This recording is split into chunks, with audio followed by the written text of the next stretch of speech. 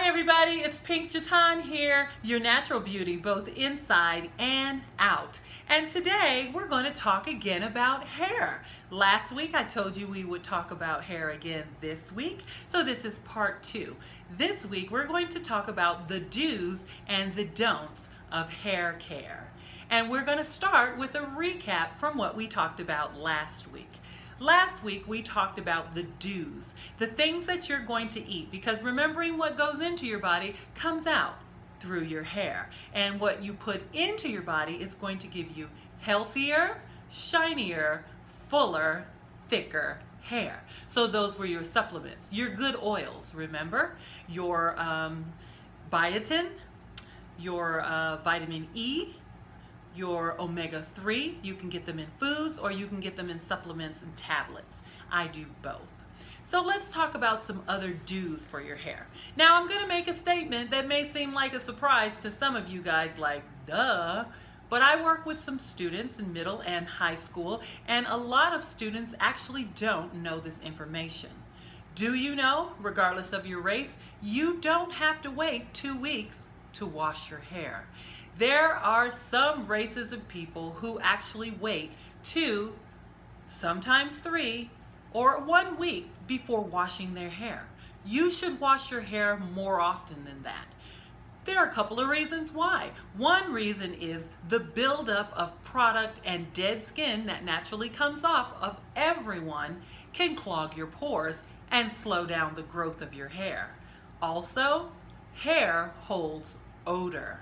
So remember that when you reach in for a hug, I know we've all done it, you've hugged somebody who has a little bit of an odor coming off of them, and sometimes it's because of their hair.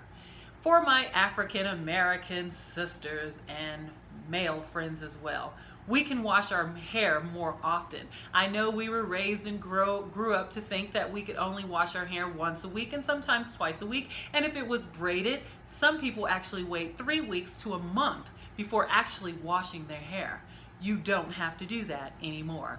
Products have changed. There are different things that we do to our hair. Now that my hair is in a natural state and I no longer have chemical relaxers on my hair, I actually can wash my hair every day. I don't necessarily wash it every day. I definitely wash it twice a week and sometimes every other day. You can do that too. Just remember, if your hair is chemically relaxed or chemically straightened, there's more processing that you have to do on top of it to keep it healthier, because it's already dry because of the chemical. If you're adding heat, it's dried even more.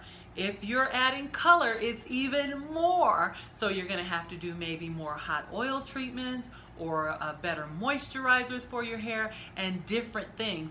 But you really need to wash your hair more often than twice, 3 times a month. Got to do it more than that. At the very least, I say a week, but you may be able to do it even more than that. So those are some hair do's. Please wash your hair. It's okay to do it, even if your hair are in braids, okay? You're just not going to dig in the scalp. You're just going to kind of pull through your braids to keep from messing up the base of your braid line, but you do need to wash your hair, okay? Here are some hair don'ts, and I will give you a prime example on my own head. Right around here on my hairline, I used to have thicker, fuller hair. It is very thin, I mean extremely thin, to the point that unless you look up close, you probably can't even see that there is hair there. So what happened? Well, when I was in college and I was a professional model, my hair was long. It was to my shoulders. But I would go on go-sees, which are, model adventures to get jobs. And I had to keep my hair long because that is the field that I was marketed in. African American woman, light skin, medium length or long hair. So I was not allowed to cut my hair, but I love short hairstyles. So I would experiment with wigs. But the elastic on the wigs would rub out the edges of my hair, especially right here where the hair was the thinnest. And that hair has since not grown back. So here are some hair don'ts. You got to be really careful with weaves, wigs, and braided extensions. What happens is anytime you're putting things on that's rubbing your hair on the edges where it is thinnest, it will pull out pieces of hair. Just little pieces here and there. So minute that it doesn't seem to make a difference. But if you're doing it regularly, it will take out more and more and more and more and more. Before you know it, your hairline is beginning back here and you barely have anything here or across the front. So those are some hair don'ts. You have to be really careful about what you're doing to your hair. Scarves can pull out hair. Hats can pull out hair. Blankets and pillows at night can pull out hair. So you can wrap your hair in a silk scarf that can protect the edges of your hair, or sleep on silk pillowcases that will protect the edges of your hair where your hair is already very fragile and very easily broken or pulled out. Okay, now the next time we talk, we're going to talk a little bit about some things to actually put topical on your hair. The first time we talked about things that you can ingest that will come out through your hair. This time we're talking about some hair do's and don'ts.